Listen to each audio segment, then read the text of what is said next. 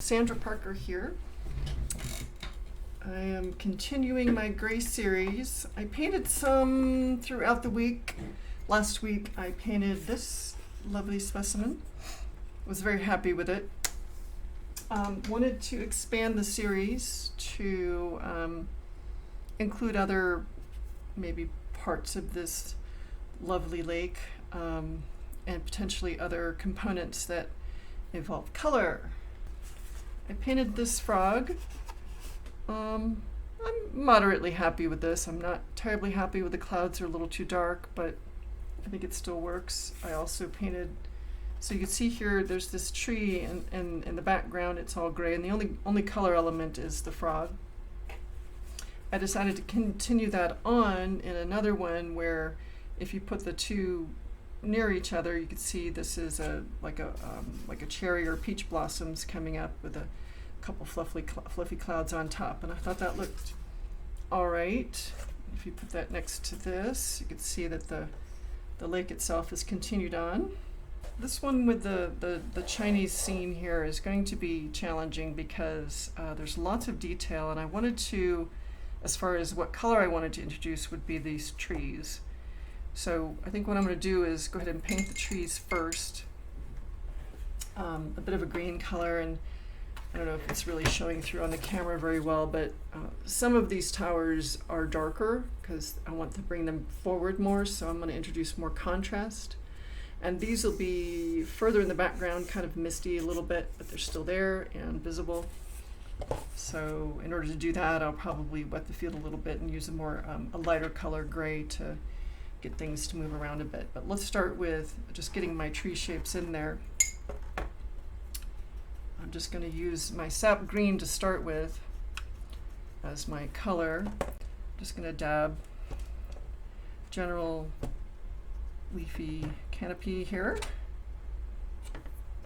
and I'll do it in phases, I think.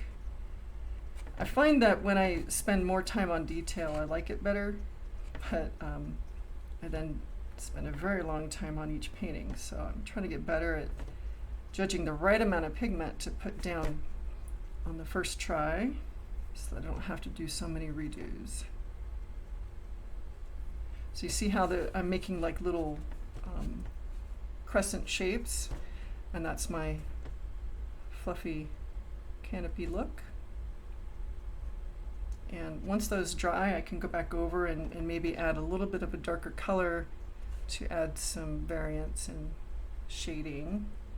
Probably add a little bit of a blue to darken those up. So I'm starting first with the towers that are darker so that I remember which ones I want to bring forward.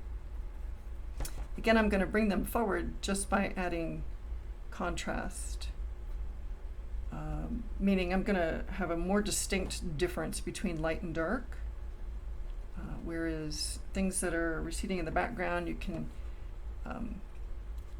make the color variances very small, and then make them fainter, not so dark.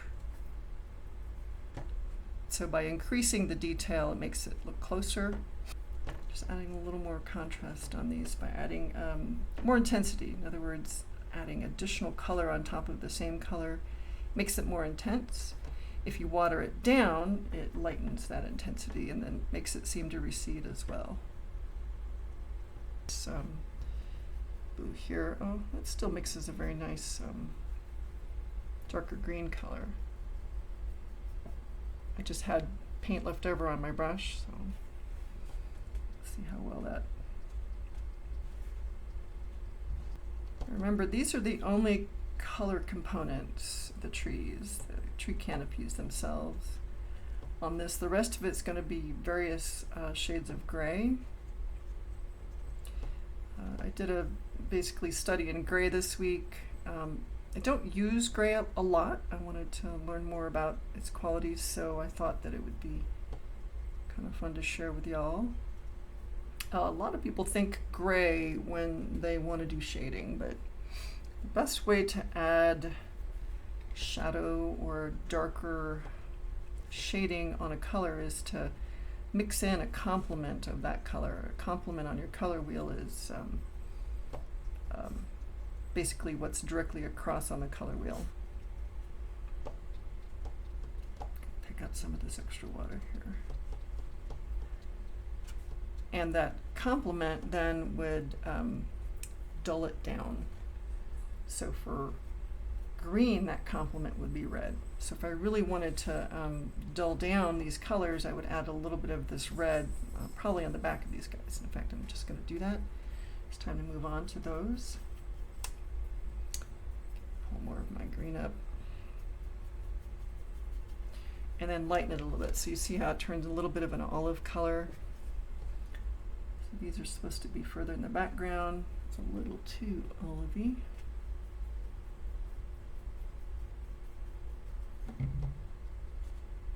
Oh, it's not terrible. You know, think about it. If these are misty mountains, then those that are even just a little bit back won't appear as bright.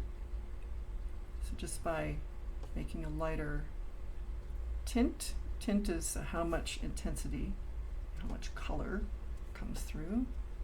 Each one of these, then they'll see them further away. My gray, looks like all my gray got used last time. Let's make some more. I already have some of the gamboge yellow that I left dried on the palette from last week, so I'm just reusing that. Just mixing them together. Right now there's a bunch of red, so let's pull in more blue. Get my gray. And it's turning a little too purple, so that's where I pull in some of the yellow and then get a nice gray.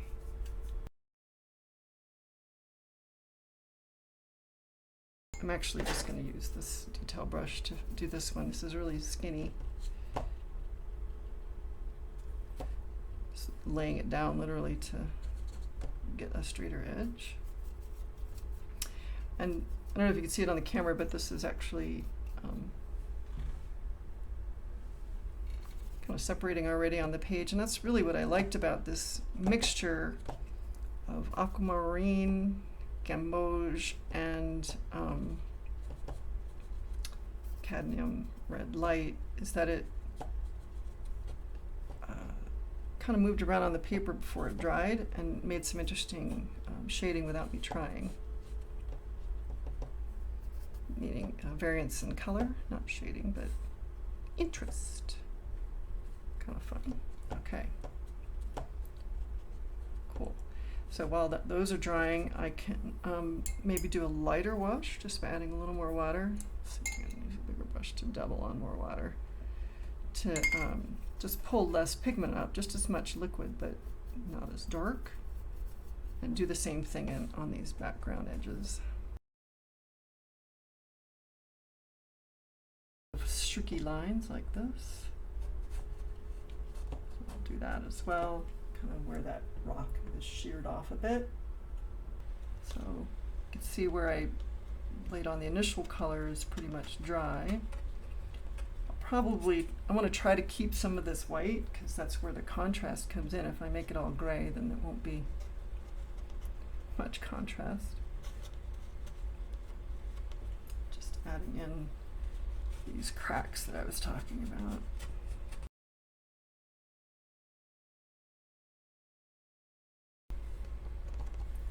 I'm gonna leave, I don't know, I think I should leave this white, but we'll see how the rest turns out and just then decide if I want to add any background, I don't know, cloudy, misty stuff at all. I might do some attempt at misty look. Now I've got a nice brown here. I'm just gonna grab this because my yellow and red sort of mixed in and see if that helps my, purposely, let's grab some green. Green will make some brown for sure. I mix it with red, it'll make brown.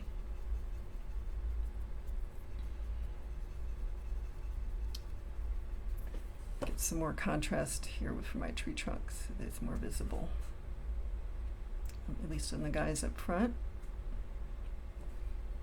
Yeah.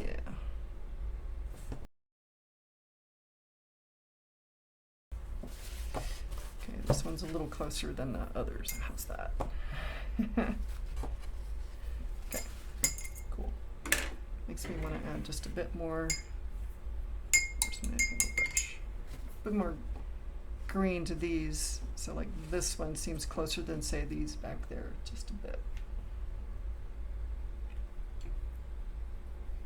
Test how much I have. Don't want to make it too green. Excellent. So now I'm ready to maybe add some just general gray, kind of a weak wash. Just testing to see if this back I've just done is dry, to make this mist up. Now part of that, I want to say, let me rinse this off better. I need to wet in order for that gray to expand and make a more misty look in the background. I think that's what my background will be. So I'm going to start over here and wet down what isn't supposed to be in the foreground, if that makes sense. You may notice I have this on an angle so that my wet paper doesn't buckle too much. The water will just travel down the page and hopefully not too. Okay. All I'm doing here is just kind of modeling, I guess, the background a bit so that they seem more distant. And there's no white contrast. It's all kind of gray. And that way the white of the towers in the front shows through better. And I want a little too much there. I want these gray towers to bleed a little bit, which I notice they're not really doing. It's dried really fast. It's too much water. Sometimes you got to be quick. Have your paper towels ready to go so you can dab as much as you can. I did want that misty look, so there's a little bit of gray now that's caught on my wash brush. That's okay. Gives that misty look and gets that background I was looking for.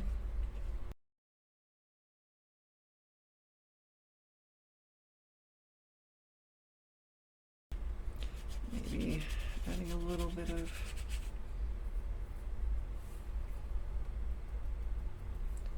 general mist.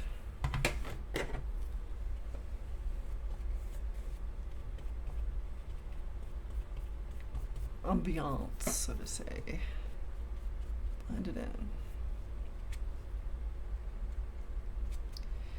One thing I didn't really want, except on my contrasting foreground, is hard lines.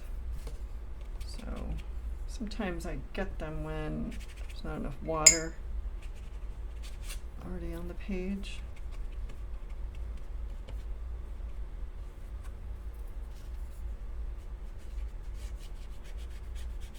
Just trying to add a little more gray. Kind of that cloudy, misty bit action going on. And then my whites really stand out.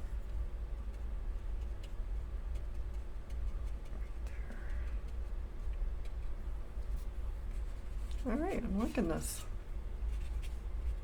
I like the effect. All I'm doing here now is just kind of evening out where I saw some hard lines starting to form. It's pretty hard for you to see on the camera, but I'm just sort of muddling up. Nice, I like it.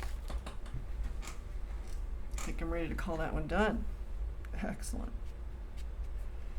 Okay.